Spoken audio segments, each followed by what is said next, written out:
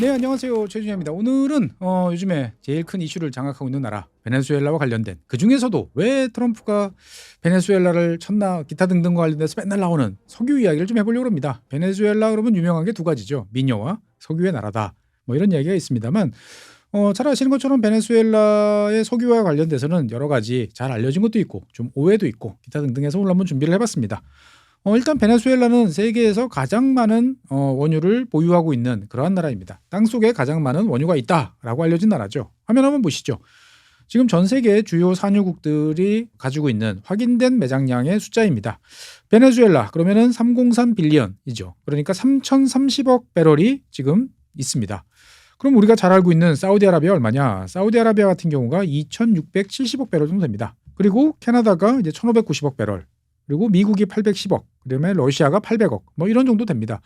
그래서 이제 매장량 순으로 따지면은 이제 제일 많은 나라가 당연히 베네수엘라, 그다음에 사우디, 이란, 뭐 캐나다, 뭐 이런 순서로 돼요. 그래서 이 네 나라를 합하면 전 세계 매장량의 한 절반 가까이를 가지고 있다라고 이제 볼 수가 있습니다. 그러니까 세계에서 가장 많은 이제 원유를 가지고 있는 나라가 베네수엘라다라고 이제 보시면 되는데, 사실은 이 3,030억이라는 숫자를 믿을 수 있느냐? 라는 거에 대해서 여러 가지 이야기가 사실 좀 있어요. 이게 무슨 말이냐면은 3,030억이라는 것은 베네수엘라가 주장하는 거예요. 여기에 대해서 누가 객관적인 제3자가 가서 확인해보고 맞음, 너희들이 추정하는 방법이 타당했음이라고 해주진 않는다는 거죠. 사실은 이제 이것은 거의 모든 산유국들이 다 갖고 있는 공통의 문제점이긴 합니다. 그러니까 시간이 지나면 이 매장량이 줄어야 되는데 많은 산유국들이 점점 늘어나요. 이게 이제 새로운 것을 찾은 것도 있지만 한편으로 봤을 때는 정말 맞을까라는 생각도 듭니다.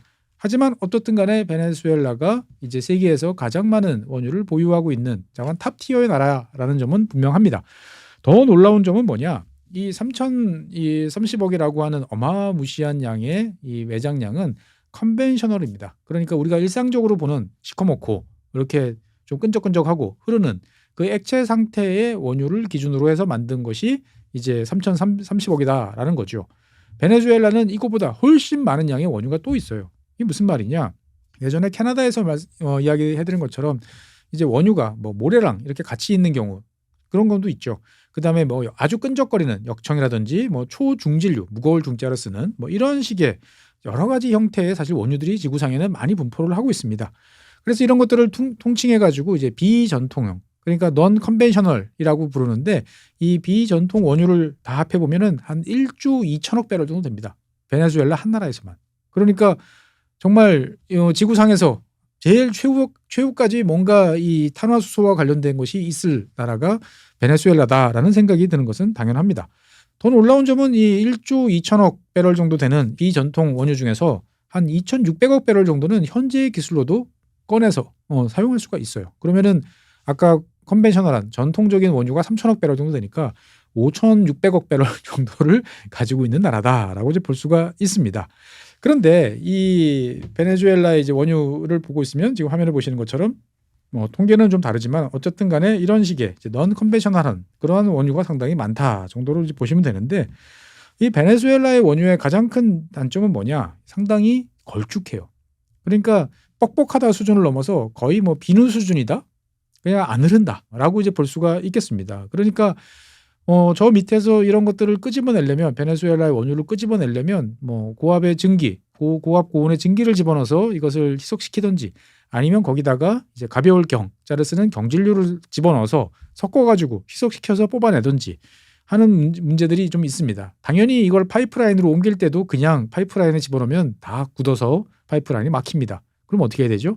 파이프라인을 뜨뜻하게 데워줘야 돼요. 한 50도 정도 이상으로 데워주면 이제 흐르는 거죠. 그러니까 실제로 이 많은 원유를 보유하고 있습니다만, 사실 베네수엘라의 원유는 캐기도, 운송하기도, 그리고 여러 가지로 다루기가 비용도 좀 들고 노하우들이 좀 필요한 이제 그러한 원유다라는 점이 특징입니다. 그리고 다른 한편으로 보면 이제 오염물질의 황이 또 대단히 많이 있어요. 그러니까 이거를 또 제거를 해야 되다 보니까 정유사 입장에서 봤을 때는 베네수엘라산 원유는 좀 깎아서 받아야만 이제 수지타산이 맞는다라는 점이 이제 있는 거죠. 하지만 어쨌든 베네수엘라의 가장 큰 장점은 뭐냐? 압도적인 매장량. 그러니까 거의 영원하게 석유를 뽑아낼 수 있을 것 같다라는 점이죠. 그래서 베네수엘라가 얼마나 많은 원유를 뽑아내느냐를 보면 화면을 보시면 이제 1970년대부터 쭉 나옵니다. 1970년대 하루에 한 300만 배럴 정도를 뽑아내다가 한 200만 배럴로 줄어들다가 다시 300만 배럴. 그래서 1997년에 기록했던 350만 배럴이 현재 최대로 남아 있어요. 그래서 어쨌든 한 200에서 300만 배럴 사이를 계속적으로 뽑아내는 나라였는데 이 정도 되면 상당히 많이 생산하는 나라죠. 그런데 이제 뚝뚝뚝뚝 떨어져 가지고 2023년 기준으로 보면은 이제 90만 배럴까지 이제 떨어졌습니다. 그러니까 이제 이 베네수엘라의 이제 여러 가지 어려움을 이제 한마디로 보여주는 게 바로 이 그래프다라고 이제 볼 수가 있겠습니다. 이게 이제 왜 이런 일이 벌어졌느냐라고 하면 앞서 말씀드린 것처럼 베네수엘라 원유는 일반적인 원유와 다르다 보니까 여러 가지로 노하우라든지 투자 이런 것들이 많이 필요합니다. 그런데 이제 차베스가 1998년에 집권한 이후에 국영 이 베네수엘라 석유 회사를 이제 강력하게 통제를 하고 그다음에 거기서 나오는 수익금을 이제 전액 국가가 이제 가져가서 이렇게 저렇게 쓰는 일들이 계속 벌어졌습니다. 당연히 여기에 대해서 이제 강력한 반발이 있었죠. 그래서 지난 2002년, 2003년 엔지니어들을 중심으로 한 그러니까 중산층을 중심으로 한 반차베스 대규모 시위들이 이제 벌어졌는데 다 격파가 됐죠. 그래서 이제 많은 사람들이 어떻든 반정부 인사로 몰리든지 아니면 나 못해 먹겠다라고 생각을 하고 이제 베네수엘라를 떠납니다. 당연히 이제 노하우와 기술이 있는 사람이니까 어디든지 갈 수 있는 거죠. 그러니까 이제 전문성이 있는 인력들이 사라지기 시작을 했고요. 그 다음에 투자가 줄어들기 시작을 했습니다.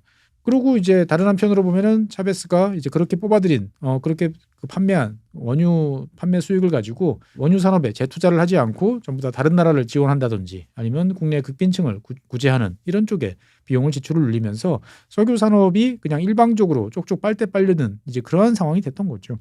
이게 참 신기하게도 이 유정이라는 것은 분명히 무생물입니다. 무생물인데 이 유정과 관련된 이야기를 들여다보면은 꼭 생물 같아요.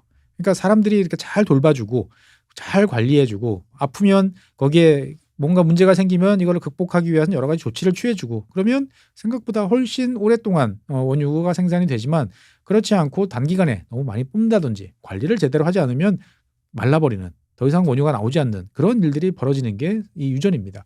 그런데 베네수엘라 같은 경우는 당연히 원래도 꺼내기 쉽지 않은 원유의 특성이 있는데다가 이제 투자 부족, 그다음에 노하우 감소 이런 것들 때문에 상당히 어려운 이제 문제를 겪고 있다라고 이제 볼 수가 있겠습니다. 특히나 최근 들어서는 이 베네수엘라의 이제 여러 가지 경제적 어려움이 높다 보니까 이러한 장비들, 그러니까 석유 채굴하는 장비들을 이제 불법으로 당연히 불법이겠죠, 훔치거나 반출해가지고 팔아먹는 그러한 일들이 벌어지면서 이제 원유 생산 역량이 더 줄어드는 그러한 모습들을 보이고 있다라는 이야기도 많이 나오고 있습니다. 그래서 이제 21세기 생산되는 양만 이렇게 보시면 급격하게 떨어졌다라는 것을 볼 수 있고요. 특히 2015년 이후에 그러니까 차베스 이후에 마두로 대통령이 취임한 이후에 거의 그냥 급전직하를 했구나라고 이제 보시면 되겠습니다. 이 베네수엘라 같은 경우에는 이 석유의 역사가 상당히 오래된 나라입니다. 베네수엘라가 언제부터 석유를 생산했느냐를 거슬러 올라가면 1908년, 그러니까 20세기 초반까지 이제 거슬러 올라갑니다. 이렇게 어마어마하게 많은 석유가 묻혀 있으면 당연히 이 많은 석유들이 어딘가에 이렇게 나옵니다. 그러니까 이제 흔히 말하는 유징이죠. 어딘가에 석유가 있는 징후가 여기저기 이미 잘 알려져 있었어요. 그래서 석유를 이제 캐고 싶어하는 사람들이 그 이전서부터 있었는데 1908년에 당시의 대통령이던 이제 후안 고메즈 이제 베네수엘라 대통령이 이 석유 탐사 그리고 생산과 관련된 권리를 이제 해외 개방을 하기 시작을 했습니다. 그러니까 이제 당시의 베네수엘라로서는 이것을 개발할 돈이라든지 기술력이 없던 상황에서 해외 자본들이 들어와서 이것을 개발해라라고 이야기를 했던 거죠. 그래서 1914년에 이제 첫 번째 유전이 이제 발견이 되고요. 베네수엘라에서 대규모 유전이 발견됐다라는 소식이 알려지니까 당시에 이제 선진국이었던 유럽을 중심으로 많은 돈들 그리고 당연히 미국에서도 많은 돈이 이 베네수엘라에 유입이 됩니다. 하지만 이제 바로 1914년에 유럽에서 이제 제1차 세계대전이 터지자 말자 석유 개발과 관련된 투자는 중단될 수밖에 없는 거죠. 그래서 이제 1918년, 19년, 그러니까 1차 세계대전이 마무리되는 시점서부터 다시 베네수엘라의 석유 산업이 이제 활발하게 시작이 돼가지고 1920년대부터는 이제 본격적인 수출 국가로 등장하기 시작을 합니다. 그러니까 당시에 세계적인 산유국이었죠. 2차 세계대전 직전이던 1938년을 기준으로 보면 당시 세계에서 제일 첫 번째 산유국, 제일 많은 원유를 생산하던 나라는 미국, 두 번째는 소련, 세 번째는 베네수엘라 이 세 나라였어요. 그러니까 세계 원유의 3대장 중에 하나였다는 거죠. 그러니까 제가 항상 강조드리지만 제2차 세계대전을 보면 참 에너지라고는 쥐뿔도 없는 독일과 일본이 도대체 무슨 생각으로 이 에너지를 다 가지고 있는 미국, 소련, 베네수엘라 연합국을 건드렸을까라는 생각을 해볼 수밖에 없습니다. 2차 세계전 당시에 베네수엘라는 미국과 더불어서 연합국의 어떤 막대한 석유 수요를 지탱하는 데 어마어마한 기여를 했습니다. 그래서 베네수엘라 같은 경우도 미국의 지원을 받아가지고 생산량을 42% 이상으로 증가를 시키면서 승전국의 일원으로서 여러 가지 기여를 많이 했던 거죠. 사실은 이제 이 베네수엘라 내부적으로는 야, 전쟁이 끝나면 우리 이제 석유 수요가 확 줄어가지고 이제 큰일 날 거야. 여러 가지 걱정하는 우려의 목소리가 높았는데 1945년 전쟁이 끝나자마자 미국에서는 대규모 자동차 붐이 일었습니다. 즉 미국 같은 경우는 2차 세계대전 때 단 한 대의 승용차도 생산하지 않았다라고 할 정도로 철저하게 통제를 해왔습니다. 그러니까 사람들이 억눌렸던 사람들이 이제 1945년 전쟁이 끝나자마자 주유소로 몰려들면서 이제 배급제 끝났지 기름 넣어라고 이야기를 하고 돌아온 제대군인들도 앞다투어 차를 구매하기 시작하다 보니까 휘발유 수요가 어마어마하게 증가를 하게 됩니다. 그래서 당연히 미국과 가까운 거리에 있는 베네수엘라는 미국에 아주 많은 양의 원유를 수출하면서 이제 계속적으로 1950년대에도 잘 사는 그러한 나라로 유지될 수 있었어요. 하지만 1950년대 이제 후반이 되자 이제 베네수엘라도 좀 여러 가지로 어려운 상황이 생기기 시작을 합니다. 일단은 이제 경쟁자들이 등장을 했죠. 그 경쟁자라는 것은 첫 번째는 이제 중동산 원유들이 이제 미국으로 넘어오기 시작을 했다는 거죠. 그 전까지는 미국으로 들어가는 원유는 이제 멕시코, 그 다음에 베네수엘라 이런 나라들이 거의 독점적으로 공급을 해왔는데 이제는 중동산 원유와도 경쟁을 해야 된다라는 문제점이 등장을 했고요. 다른 한편으로 보면은 이제 수입산 원유가 너무 넘쳐나다 보니까 이제 미국의 텍사스를 중심으로 한 원유 생산자들이 이제 미국 정부에 이제 불만을 제기하기 시작하는 거죠. 이러다가 우리 다 죽는다. 라고 이야기를 하다 보니까 당시에 이제 미국 정부가 이제 쿼터제를 실시하기 시작을 합니다. 그래서 베네수엘라산 원유에 대해서 얼마 이상으로 들어오지 마라고 해서 쿼터를 실시를 하면서 베네수엘라의 석유 산업이 상당히 큰 타격을 이제 입기도 하는 거죠. 어쨌건 베네수엘라는 20세기 초반서부터 석유 산업에 발빠르게 들어왔고요. 하지만 미국이나 소련과 같은 이런 강대국은 아니었죠. 그러다 보니까 당연히 이제 미국 자본들이 대규모로 들어와서 자국의 자원들을 가져가는 모습을 오랫동안 지켜보면서 야, 이거 공정하지 않은데라는 생각을 누구보다도 먼저 한 그러한 나라 중에 하나가 베네수엘라입니다. 그래서 이제 2차 세계대전이 한창이던 1943년에 베네수엘라는 이제 탄화수소법 이라고 하는 법을 만듭니다. 탄화수는 그러니까 석유잖아요. 그러니까 석유법이라는 법을 만들어요. 이게 뭐냐면은 전체 석유 판매 수익의 50%는 베네수엘라 정부 몫이다라고 이야기를 하는 거죠. 그러니까 어떻게 보면은 그 전까지 일방적으로 석유 메이저 기업들이 가져가고 수수료 조금 받는 거에서 벗어나서 베네수엘라 몫을 이제 절반 가까이 챙기는 어떠한 그러한 시도를 했고 이것이 먹혀 들어갑니다. 그래서 이 시스템이 1976년까지 유지가 돼요. 그러니까 30년 이상 이제 가는 거고 메이저와 일단 그 산유국이 어떻게 보면 이익을 반분하는 그러한 첫 번째 케이스가 이제 베네수엘라였다라고 이제 볼 수도 있습니다. 어쨌든 베네수엘라 입장에서 봤을 때는 이제 이 중동산 원유가 이제 자기 경쟁자이기도 하지만 다른 한편으로 보면 이 석유 메이저들한테 착취당하는 이제 그러한 존재로 이제 보이기도 했을 겁니다. 그래서 이 1959년, 60년 요 시절부터 이제 베네수엘라 사람들이 움직이기 시작을 해요. 야, 우리가 언제까지 이렇게 선진국, 대표적으로 미국이겠죠. 미국한테 착취당하면서 살 거냐라는 이야기를 하게 됩니다. 그래서 베네수엘라가 우리가 이 현대 사회를 움직이는 석유라는 이런 것에 대해서 뭔가 산유국들이 모여서 목소리를 내야 된다라는 이야기를 하게 됩니다. 그래서 베네수엘라 주도로 사우디아라비아, 이라크, 쿠웨이트, 그러니까 베네수엘라까지 합해서 네 나라가 1960년에 이제 오펙을 결성하게 됩니다. 그 이름도 유명한 오페크.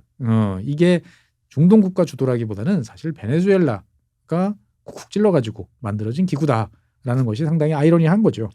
1960년에 만들어졌습니다만 사실은 이제 별다른 의미가 없는 이제 그러한 기구였습니다만 1970년대가 되자 이제 오펙이 서서히 이제 존재감을 드러냈죠. 그리고 잘 아시는 것처럼 1972년에 오펙이 석유 메이저들한테 요구를 하기 시작을 합니다. 즉 그 전까지는 전체 지분에 이 석유 자원 지분에 있어서 산유국이 25%, 석유 메이저가 75%를 가져가는 것이 국제 룰이었는데 이것을 60%로 우리가 더 많이 가져가겠다라고 이야기를 하면서 이제 유가를 끌어올리기 시작을 하는 거죠. 그리고 이제 이 과정에서 한꺼번에 4배를 올리는 이제 그러한 일이 벌어지면서 제1차 오일 쇼크가 벌어지면서 전 세계가 큰 타격을 받게 됩니다. 이 당시에 이제 이 고유가 석유가를 끌어올려야 된다라고 주장했던 대표적인 나라가 이제 이란하고 베네수엘라라고 이제 볼 수가 있는 거죠. 어쨌건 베네수엘라는 이제 중동 산유국들을 이제 효과적으로 움직이면서 자국의 이득을 극대화하는 그러한 역할을 잘 해왔다라고 이제 볼 수가 있겠습니다. 그래서 당연히 석유 가격이 4배 오르니까 베네수엘라 정부 수익도 4배가 오르게 되는 거죠. 그래서 1970년대 이제 이 베네수엘라를 다스리고 있던 이제 카를로스 페레스 대통령 같은 경우에는 이 넘치는 수익을 국민들이 이제 고용 증대시키고 빈곤 탈출 그리고 소득 증대 이런 쪽에 써야겠다라고 생각을 합니다. 그래서 베네수엘라에 넘치는 원유들을 더 많이 생산을 해서 이러한 기조를 이어가려고 했는데 실제로 석유 생산과 관련되어 있는 대부분의 결정은 누가 하고 있었죠? 석유 메이저들이 하고 있었어요. 물론 베네수엘라 정부는 50%의 어떤 지분, 이득을 챙기는 존재이긴 했습니다만 그냥 수동적으로 돈을 받는 이제 그러한 존재였다라는 거죠. 그래서 이제 이 상황을 극복을 해야겠다라고 생각을 해서 요즘에 여러분들 이제 에너지 관련 뉴스를 베네수엘라 보다 보면 잘 등장하고 있는 PDVSA라고 알파벳으로 표시되는 베네수엘라 국영 석유 회사 이 끝에 이제 SA라는 것은 주로 이제 주식회사라고 하는 회사를 뜻하는 스페인어죠. 그래서 이제 그 국영 석유 회사를 설립을 하게 됩니다. 그리고 이제 1980년대 들어오면서부터 이제 중동 국가들처럼 차근차근 국영화하는 이제 그러한 일들을 이제 벌이면서 지금까지 오게 되는 게 베네수엘라 석유 산업의 역사다라고 이제 볼 수가 있겠습니다. 우리 입장에서 봤을 때는 땅 파도 아무것도 안 나오는 나라 입장에서 봤을 때는 이 베네수엘라가 상당히 이제 부러운 나라다라고 이제 볼 수가 있습니다만 사실 이 베네수엘라처럼 이러한 원자재에 크게 의존하는 나라들은 여러 가지로 조심해야 될 것들이 있죠. 대표적인 게 이제 우리가 알고 있는 네덜란드 병이라고 하고 있는 원자재에 의존하고 있는 나라가 자국 통화가 초강세로 되면서 제조업이라든지 다른 산업이 몰락하는 그러한 경우를 이제 베네수엘라도 여러 차례 이제 겪었다라고 볼 수가 있겠습니다. 그래서 베네수엘라 같은 경우에는 사실 경제적으로 쭉 보면 이 석유 때문에 석유 가격의 등락에 따라서 큰 영향을 받을 수밖에 없죠. 그래서 그 어느 나라보다도 먼저 1929년에 이제 제 첫 번째로 네덜란드 병을 한번 앓게 됩니다. 그러니까 석유 산업이 급성장을 하면서 그 전까지 이 베네수엘라를 떠받치고 있던 목축업이라든지 농업의 생산량이 이제 급감을 하게 되는 거죠. 그러니까 이때서부터 베네수엘라는 페트로스테이트로 변하면서 여러 가지 이제 좋지 않은 경제적인 구조를 가지게 됐다라고 이제 볼 수가 있겠습니다. 그리고 이제 두 번째 1990년대 들어와서도 다시 한번 이제 석유 비중이 이제 GDP의 50%를 넘어가는 수준이 됐고요. 그다음에 21세기 초반 그 차베스 대통령이 집권하던 그 시절에도 슈퍼사이클 그러니까 배럴당 그 당시 뭐 125달러, 뭐 140달러 이렇게 찍었잖아요. 그러니까 다시 한번 석유에 대해서 너무 많은 의존을 하게 되면서 여러 가지로 또 후유증을 앓기도 했습니다. 베네수엘라의 이제 원유 같은 경우에는 주로 오르노코 강 지역에 집중적으로 매장이 돼 있습니다. 사실 이제 이 베네수엘라를 이제 다루는 기사를 보면은 항상 오리노코라고 하는 오리노코 벨트 또는 오리노코 뭐 바진이라고 하는 지역이 나와요. 이 오리노코라고 하는 강은 총 연장 한 2,200km 정도에 이르는 긴 강입니다. 그래서 카리브해 쪽으로 이제 흘러가는 이제 강인데요. 이 오리노코 강은 이 유량이 되게 많습니다. 주변 지역의 강수량이 엄청 많기 때문에 이 흐르는 유량으로만 따지면 세계에서 네 번째로 많은 물이 흐르는 이제 그러한 강인데 이 주변 지역에 지금 화면에서 보시는 것처럼 압도적으로 많은 이제 원유 매장지들이 이제 집중이 돼 있다라고 이제 볼 수가 있겠습니다. 그래서 각 지역별로 이런 식으로 하구에 까는 과정에서 여러 가지의 유정들이 있고요. 실제로 여기에 지금 이제 그냥 파랗게만 표시했지만 이 바다와 접하는 이 지역에도 어마무시한 원유들이 매장이 돼 있습니다. 근데 이제 하구로 갈수록 이제 아까 말씀드렸던 비전통, 넌 컨벤셔널한 원유들이 점점 많이 있는 것이 베네수엘라 원유의 특성이다라고 이제 볼 수가 있겠죠. 그래서 이 베네수엘라는 어쨌든 미국 밑에 있고 미국과 가깝다 보니까 미국과 뗄래야 뗄 수 없는 이제 그러한 관계를 이제 맺고 있습니다. 베네수엘라 이야기를 할 때 보면은 빼놓지 않고 등장하는 게 미국의 멀로주의죠. 미국의 멀로주의는 잘 아시는 것처럼 19세기 때 멀로 대통령이 서반구는 미국이 알아서 할 테니까 유럽은 손 떼라라고 한 거죠. 근데 사실 그 멀로 대통령이 그러한 선언을 할 때는 미국이 초강대국이 당연히 아니었죠. 그러니까 이제 그런 멀로 선언 한지 한 10년쯤인가요? 얼마 있다가 이제 미국 영국 전쟁이 또 벌어지면서 백악관이 불타는 그러한 일을 겪기도 했어요. 하지만 20세기 초반이 되니까 이제 진짜 미국이 이제 강대국이 됐죠. 그런데 20세기 초반에 이제 독일하고 베네수엘라가 한판 붙는 일이 이제 벌어지게 됩니다. 그 당시에 베네수엘라는 이제 지금처럼 많은 나라에 빚을 지고 있었고 그 중에 한 나라가 이제 독일이었어요. 근데 베네수엘라가 돈을 못 갚으니까 독일이 군함을 보내가지고 돈 내놔라라고 하는 거에 대해서 당시에 이제 테오도 루즈벨트 대통령이 손 떼라라고 이야기를 하면서 그 멀로 선언을 다시 한번 루즈벨트 대통령이 수정하는 그래서 이거를 뭐 코롤로리 또는 뭐 개론 이렇게 이야기를 하는데 무력을 행사해서라도 미국의 이득을 여기서 지킬 것이다라고 하면서 어떻게 보면은 이제 독일을 쫓아내는 이제 그러한 일이 벌어지기도 했던 지역이 여기입니다. 그러다 보니까 이제 미국하고 베네수엘라는 상당히 이제 끈끈한, 뭐 좋게 말하면 끈끈하고 나쁘게 말하면 좀 일방적인 관계를 오랫동안 그러한 지속한 나라인데, 사실은 이제 차베스 대통령 이후에 국유화가 이제 진행이 되면서 대부분의 석유 메이저들이 다 떠났어요. 그런데 끝까지 떠나지 않은 기업 하나가 있습니다. 그래서 최근에 뉴스에서 많이 등장하고 있는 대표적인 미국의 석유 메이저 중에 하나였던 쉐브론이죠. 이 쉐브론은 원래 이제 텍사스 휴스턴을 이제 거점으로 하고 있고 지금도 휴스턴에 이제 본사가 있습니다. 근데 이 쉐브론이라는 회사는 1923년부터 베네수엘라에서 사업을 해왔어요. 그러니까 100년 동안 지금 이제 베네수엘라를 떠나지 않고 사업을 해오고 있다라고 이제 볼 수가 있습니다. 그래서 이 베네수엘라에 있는 이 쉐브론 같은 경우에는 지난 2000년대 초중반에 이제 많은 기업들이 차베스의 압력을 견디다 못해서 철수하는, 어떻게 보면 다 뺏기고 나가는 와중에도 끝끝내 떠나지 않고 버티고 있는 그러한 석유 메이저입니다.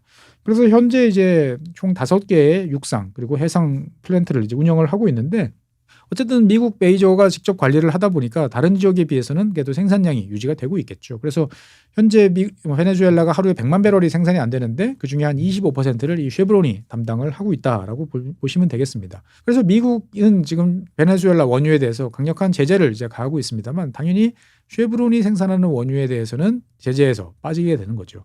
그래서 이 쉐브론이 생산하는 원유, 그러니까 하루에 한 20만 배럴 좀 넘는 양 중에서 한 절반 정도는 미국으로 이제 가고 있어요. 그러니까 제재 속에서도 쉐브론이라는 존재는 미국과 베네수엘라를 연결하는, 어떻게 보면은 이야기를 할 수 있는 통로로서 역할을 해왔다라고 이제 볼 수가 있겠습니다. 자관 이제 많은 분들이 제일 궁금해하시는 거는 이제 베네수엘라의 석유를 미국이 갖고 와서 큰 이득을 볼 수 있을 것이냐라는 이야기들을 이제 많이 합니다. 사실 엄청난 석유 자원이 많다 보니까 트럼프 대통령도 야, 여기에서 우리가 베네수엘라와 관련돼서 무슨 일을 하더라도 미국 그 국민들이 내는 세금 1센트도 쓸 필요 없어. 다 베네수엘라 석유로 다 커버돼라고 이야기를 할 정도죠. 그러니까 이제 미국 업체들 입장에서 봤을 때는, 특히 미국의 이제 정유 업체들, 원유를 들여와서 휘발유나 디젤을 만들어서 이제 팔아야 되는 업체들 입장에서 봤을 때는 저렴하게 베네수엘라 원유를 들여올 수 있으면 당연히 시장 가격은 높은데 원료 값이 낮아지니까 큰 이득을 이제 기대할 수도 있겠다라고 이제 볼 수가 있습니다.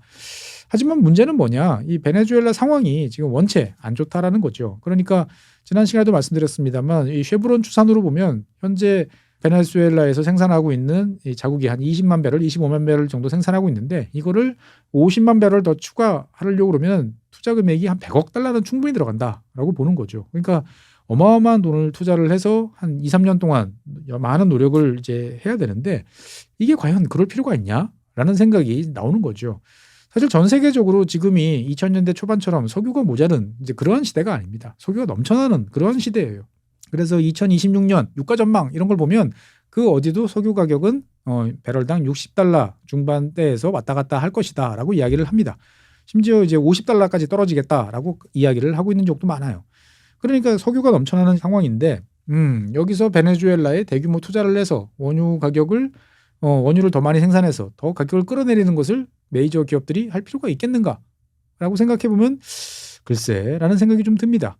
하지만 물론 이제 싸게 갖고 올 수 있다면, 공짜로 갖고 올 수 있다면 생각은 좀 달라지겠죠. 하지만 이제 이 전통적으로 베네수엘라 원유는 아까 말씀드린 것처럼 상당히 걸쭉하고 초중질류라고 그랬죠. 그래서 미국의 남부에 있는, 그러니까 이 걸프의 지역 위치하고 있는 정유소들은 이 베네수엘라산 원유에 맞춰 가지고 그동안 여러 가지 세팅들을 해왔어요. 그런데 최근에 이 걸프 지역에 있는 정유소들이 많이 문을 닫고 있습니다. 그래서 지난 2020년 이후 한 5년 사이에 한 80만 배럴 이상의 용량이 감소를 한 그러한 상태예요. 그래서 미국 전체적으로 봤을 때는 현재 정유 시설들의 가동률은 매우 높습니다. 더 석유를 뽑아낼 수 없을 만큼 이제 높은 상태고, 하지만 그렇다고 해가지고 미래에도 석유 수요가 더 많아질 테니까 증설을 하자라는 생각은 또 없어요. 그러니까 지금 입장에서 봤을 때는 기존의 베네수엘라 원유를 들여서 쓰고 있던 정유소들도 생산 용량이 줄어든 상태고, 앞으로도 더 증설 계획은 없는데 베네수엘라 원유를 갖고 오면 글쎄 이게 직접적으로 미국한테 도움이 될까라고 생각을 해볼 수 있는 거죠. 물론 이제 정유 업체들 같은 경우는 수익성이 개선될 수는 있습니다만 이게 과연 진짜로 도움이 될까라는 생각이 드는 건 당연한 거죠.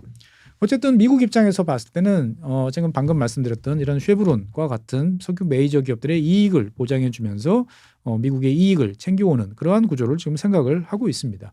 어쨌든 미국 입장에서 봤을 때는 안정적으로 유전지대를 관리를 하고 석유 메이저들을 통해서 이 석유와 관련되는 이권을 지키는 것이 우선이 될 것 같습니다. 그러려면 당연히 이제 미군이 투입되든지 아니면 이제 베네수엘라 군과 베네수엘라 당국과 잘 타협을 이제 보는 것이 중요하겠죠. 그래서 어떻든 미군이 군 투입할 생각은 없어 보이는데 진짜로 투입한다고 그러면 이제 유전과 관련돼 있는 핵심 시설에만 이제 투입이 될 가능성이 높지만 제가 봤을 때는 어떻든 미국과 베네수엘라가 서로 타협을 하는 그러한 모습이 연출이 되지 않을까 싶습니다. 어쨌든 이 과정에서 이제 쉐브론 같은 경우에는 이제 미국 정부와 건설적으로 협력하여 이 베네수엘라에서의 우리와 경험과 입지를 활용해서 미국의 에너지 안보를 강화할 것이다라는 성명을 이제 발표를 했는데 이게 좀 너무 앞질러 갔다라는 비난을 받으면서 일부 성명을 또 삭제하는 또 그런 이제 에피소드가 있기도 했습니다. 어쨌든 이제 이 베네수엘라가 이제 미국의 소나기로 이제 넘어가는 이제 그런 모양새가 되다 보니까 중국과의 영향, 중국이 큰 타격을 입는 거 아니냐라는 이야기도 있습니다만 지난 시간에 말씀드린 것처럼 중국은 하루에 한 1,300만 배럴 정도의 원유를 수입을 합니다. 그러니까 뭐 베네수엘라가 생산하는 원유가 중국 전체 수입량에서 차지하는 비중은 뭐 잘해봐야 5% 정도다라고 이제 볼 수가 있습니다. 그러니까 베네수엘라에서 수출되는 원유가 중국으로 들어가지 않는다 하더라도 중국 전체적으로 봤을 때는 큰 타격이 없어요. 하지만 타격이 있다면 이제 우리 흔히 말하는 티팟이라고 하는 찻잔이죠.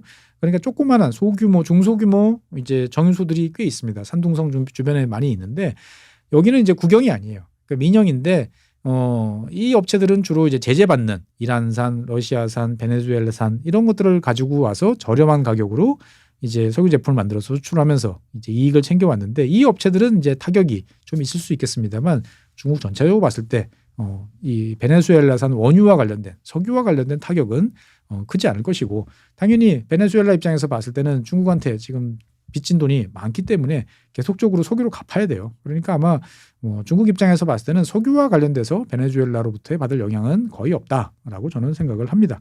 어쨌든 중요한 점은 이렇게 많은 베네수엘라의 석유는 베네수엘라를 행복하게도 만들고 불행하게도 만들어 왔습니다.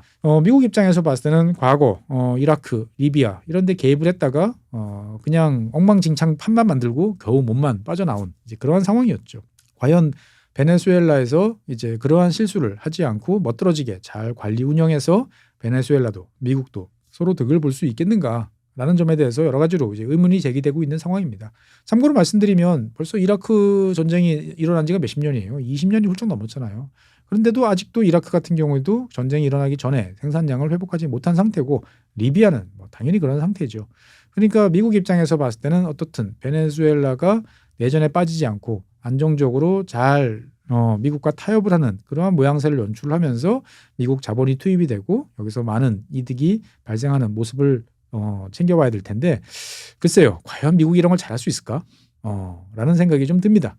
어쨌든 오늘 이 시간에는 세계에서 가장 매장량이 많다라고 하는 베네수엘라산 석유 원유와 관련된 이야기를 나눠봤습니다. 다음 시간에는 새로운 주제로 여러분을 찾아뵙겠습니다. 고맙습니다.